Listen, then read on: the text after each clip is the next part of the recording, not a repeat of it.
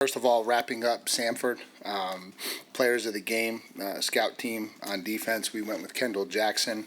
On offense, it was Preston Landis, who obviously got a chance to score on Saturday, which was great for him. And then on special teams, it was Zach Clay. Our lineman of the week on offense was Robbie Bourdon. I thought it was great to get him out there, get him a lot of reps. Thought we saw a lot of really good football from him.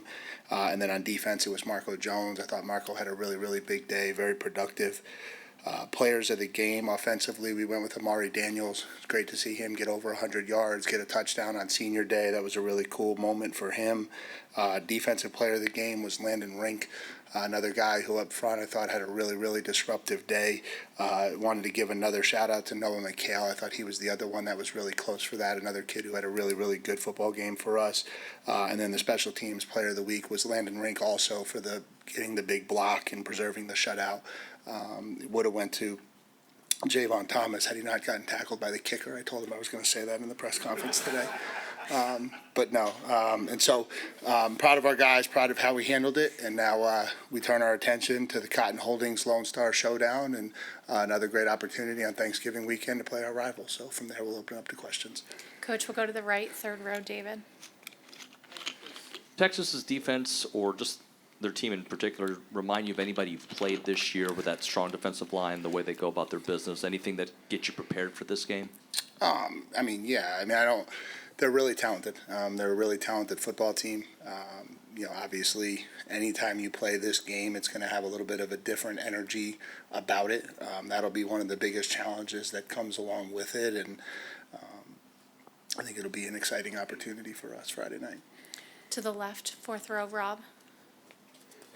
Howdy.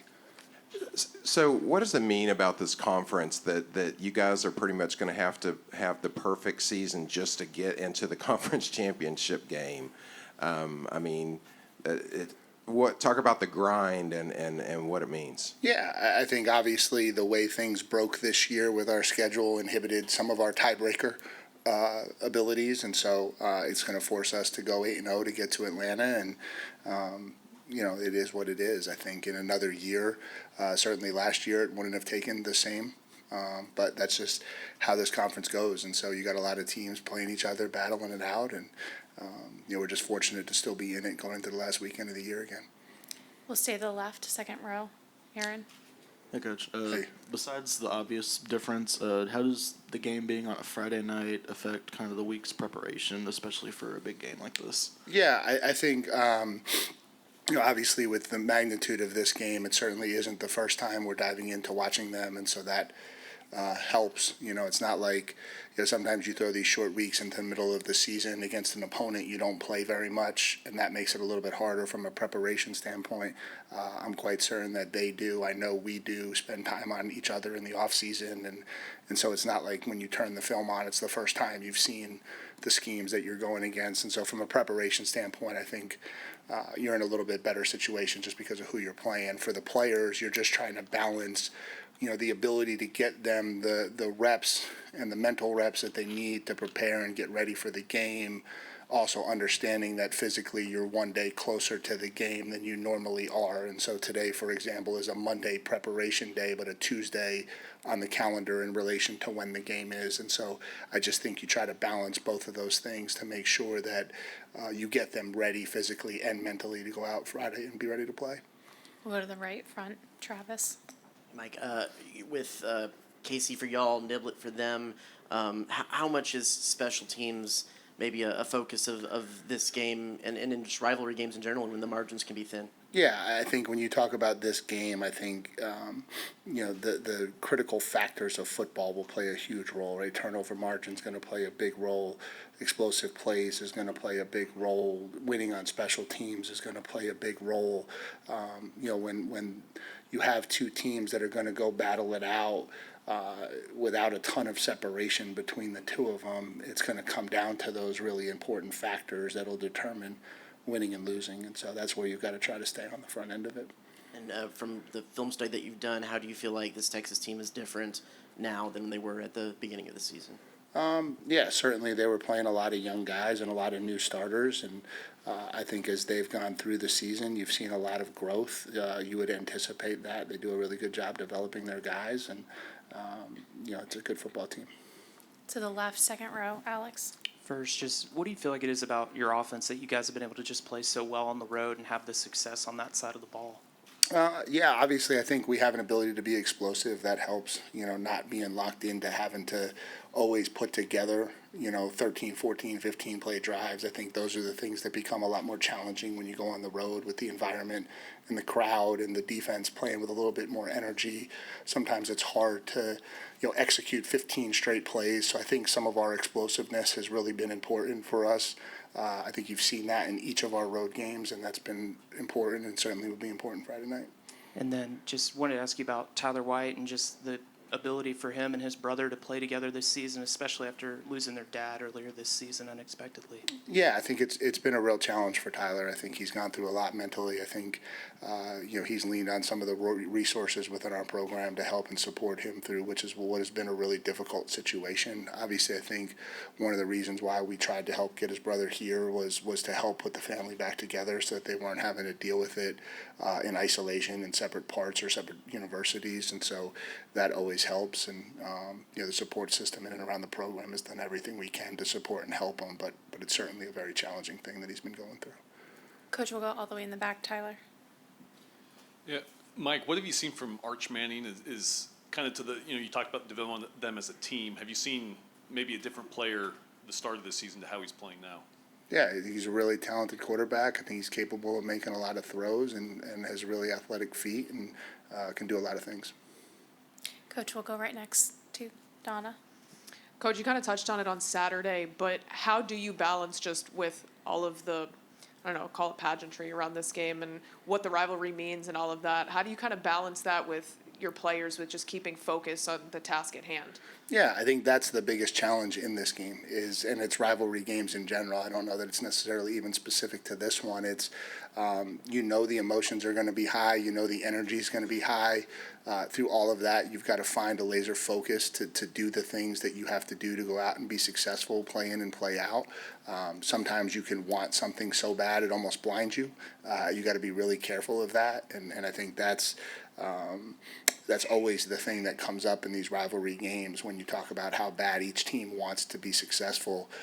It's the team that can really kind of rise above the moment a little bit and maintain that focus and maintain the composure that they need to go out and be successful. We'll go to the third row to the left, Matthew. Ending the season on such a big away game, how do you think your team has matured after the trip to South Bend earlier this season? Certainly we've gone on the road 3 other times and had success in one. That shows maturity. We're 11-0. That shows maturity. We found a way to be successful each week. That shows maturity. We'll see how it plays out Friday. We'll go all the way in the back again to the right.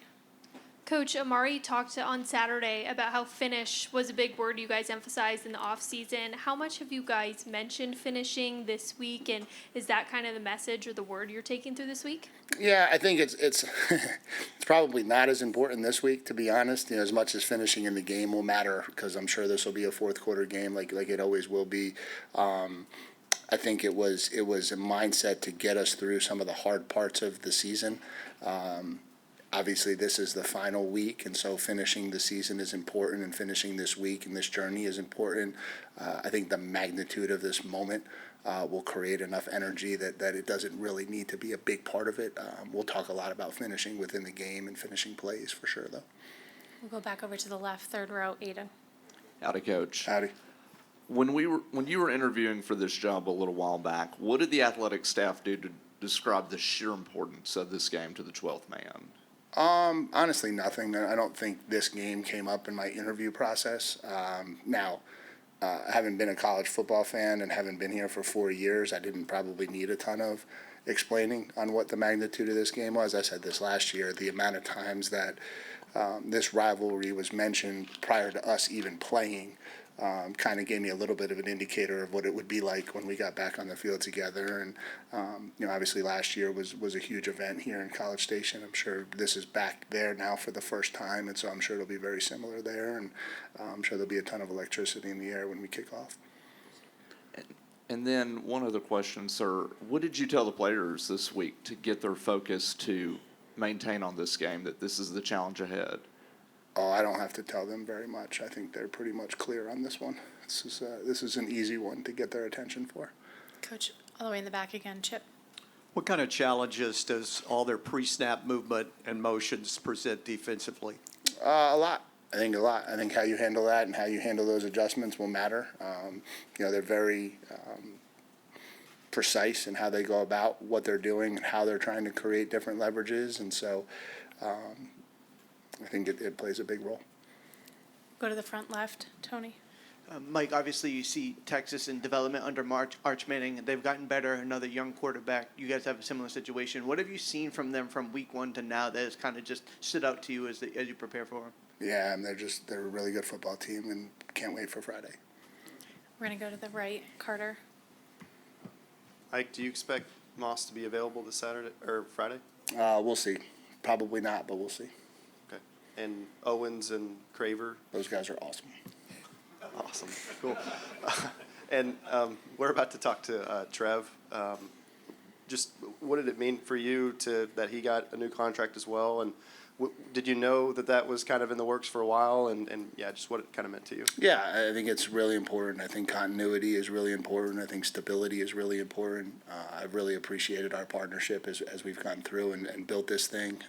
He's been a lot of fun to work with as we've talked about kind of elevating this program into a championship level program. He obviously has experience in it as a player and in his time at Nebraska, and it's been a great partnership, and so excited that it's going to continue for the foreseeable future. We'll stay to the right, second row, Brian. Mike, I know you've talked about Marcel throughout the course of the year, but what makes you, or what moments happened, or what stands out in your mind that really made you think this guy is ready for big time moments? Yeah, I mean, certainly when he led us on a game-winning touchdown drive in South Bend, when he brought us to victory at Arkansas, when we needed to score on every possession, when he rallied us back from being down 30-3 at halftime against South Carolina and went, threw for almost 300 yards in the second half, and any of the ones in between probably, but those would be the three that stand out the most. Yeah. And just a quick follow-up, I mean, just how much about this offense is about maintaining balance on Friday night? I guess it is, getting contributions from everybody. Yeah, I think in big games in this league, physicality matters. How you can control the line of scrimmage, how you can establish the line of scrimmage. Those things always seem to play really, really big when two good SEC football teams play each other. And so I think who controls the trenches more often than not will have a huge upper hand Friday night. I think that'll be a big piece of this equation for sure. We'll go back over to the left, fourth row, Rob. Coach Morrison is playing the Longhorns tonight. Did he say anything about you guys potentially bookending a victory over the Longhorns with Thanksgiving in the middle? No, didn't get a chance. Obviously, we'll be watching and we'll be cheering for him, and ton of respect for him and his program, and hope the girls go out tonight and get the job done. But I'm sure he's busy in preparation. So are we, and so don't have a ton of time to hop on calls like that right now. Coach, we'll go to the front left, Robert. Mike, it's one thing for the coaches and players to talk about this rivalry, but what of the fact that you guys took part in it last year, the coaches and everyone, how does that maybe move forward affect it this year? Yeah, I think you get a feel for it. Again, I think I don't know that it over. I think it was what I thought it would be last year. I knew it was going to be electric. It was. I knew there was going to be a lot of energy in it. There was.